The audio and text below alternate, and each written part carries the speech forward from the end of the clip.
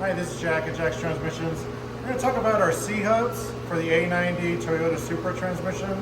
What we've done with a lot of our products here is if we have to redesign something, we try to do it as thoughtfully as possible to really make it flexible in its ability to, to withstand what you're doing and to be as flexible as you need for as far as performance is concerned. So the factory hub doesn't have very much room here. They wear down on the splines pretty badly. The frictions tend to chew into this assembly, and there's not a whole lot of space here in the back end. The way you stack frictions and steels on these is you have to use a thick steel first because you don't want it to distort under pressure, and then you add your friction on top of that. By doing this, you have a lot of wasted space here, and you don't have very much space in here either. So you got to use extremely thin frictions and steels to occupy this space and increase the torque capability of the hub. Because the more frictions and steels you add, the more friction surface area you have, so the more torque capability.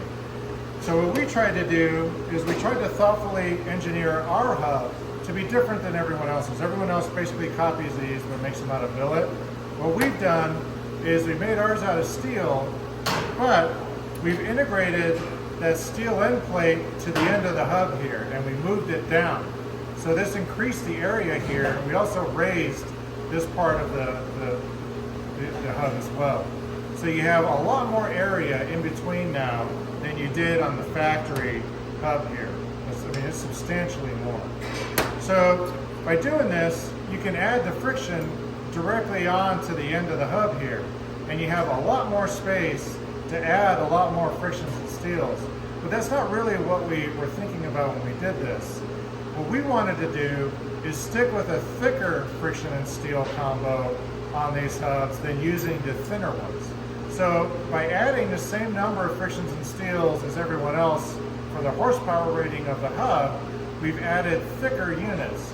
By going thicker, you decrease the chance of coning, warping, and you increase the life of your frictions and steels. So thicker is always better with these.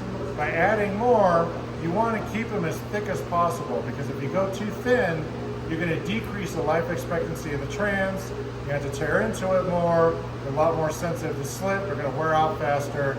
It's just not a good combination on these. So our hubs, thoughtfully engineered to use thicker frictions and steels, better longevity, and if you really want to go nuts and use the thin ones, you've got a lot of space here to add as many as you want.